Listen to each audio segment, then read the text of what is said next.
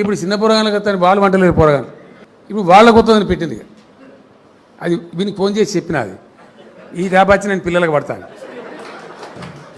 ఎవరు చెప్పినా నాకు అర్థం కాదు అంటే ఇది ఎట్లా పుట్టించారంటే ఇక రేపు తర్వాత ఇంకో పెడతారు ఇక కథ.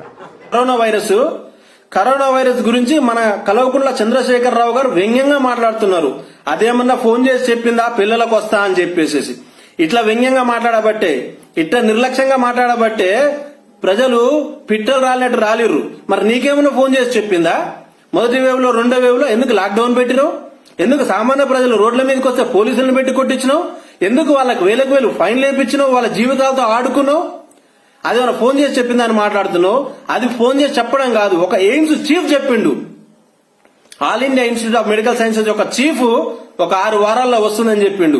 ముందు జాగ్రత్తగా ఉండాలని చెప్పిండు. ఆ ముందు జాగ్రత్త లేకనే ఈ రాష్ట్రంలో ఈ ప్రాణ నష్టం జరిగింది. నువ్వు ఎప్పుడు ఇదే నిర్లక్ష్య వైఖరితో మాట్లాడినావు. రెండో వేవ్ లో మొదటి వేవ్ లో కూడా అసెంబ్లీ సాక్షిగా అది పారాసిటమాల్ వేసుకుంటా పోతుంది, ఎండకు చచ్చిపోతుంది అని చెప్పేసి లక్షల మంది చచ్చిపోయారు.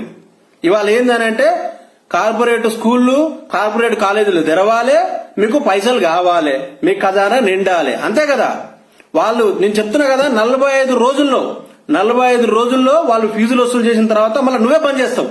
నీ వాటా నీకు వచ్చిన తర్వాత మొదటి విడతలో జరిగింది అదే కదా. వందల మంది, వేల మంది, లక్షల మంది కరోనా పేషెంట్లు లక్షలు వసూలు చేసిన కార్పొరేట్ హాస్పిటల్స్ నువ్వు చేసిన జీవోల్ని ఉల్లంఘించి. అయినా నీ ప్రభుత్వం ఒక్క హాస్పిటల్ మీద రైడ్ చేసింది లేదు, ఒక్క హాస్పిటల్ కి ఫైన్ వేసింది లేదు, ఒక్క హాస్పిటల్ సీజ్ చేసింది లేదు. ఈ రాష్ట్రానికి ఒక విద్యాశాఖ మంత్రి ఉందా? కనీసం ఒక ప్రెస్ మీట్ పెట్టిర్రా? ఒక్క ప్రెస్ మీట్ పెట్టిర్రా? 10 రోజుల్లో పాఠశాలలు తెరుస్తామంటున్నారు కదా.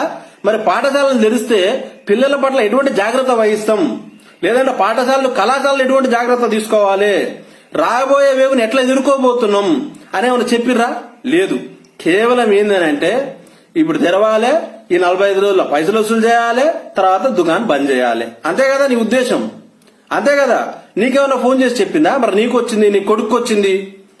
మీరైతేనేమో వచ్చినప్పుడు మంచిగా కార్పొరేట్ హాస్పిటల్కి పోతారు. సామాన్య ప్రజలు గవర్నమెంట్ హాస్పిటల్లోకి పోతే కూడా పట్టించుకునే పరిస్థితి లేదు. అయినా కూడా నువ్వు హాస్పిటల్ బాగా చేసే పరిస్థితిలో లేవు, పట్టించుకునే పరిస్థితిలో లేవు. లేకపోగా ఈ వ్యంగ్యంగా మాట్లాడడం, ఈ నిర్లక్ష్యంగా మాట్లాడడం. దయచేసి ఇప్పుడైనా సరే సామాన్య ప్రజల ప్రాణాల పట్ల కొంచెం బాధ్యత వహించి కొద్దిగా ముందు జాగ్రత్తలు పాటించి వాళ్ళని కాపాడాలని కోరుకుంటూ ముగిస్తున్నాను. జై హింద్. హాయ్ ఫ్రెండ్స్, మా టుడే టుమారో యూట్యూబ్ ఛానల్ చూస్తున్నందుకు చాలా థ్యాంక్స్. మరిన్ని లేటెస్ట్ వీడియోస్ కోసం వెంటనే సబ్స్క్రైబ్ చేయండి. అలాగే ఈ బెల్ ని కూడా రింగ్ చేసేయండి.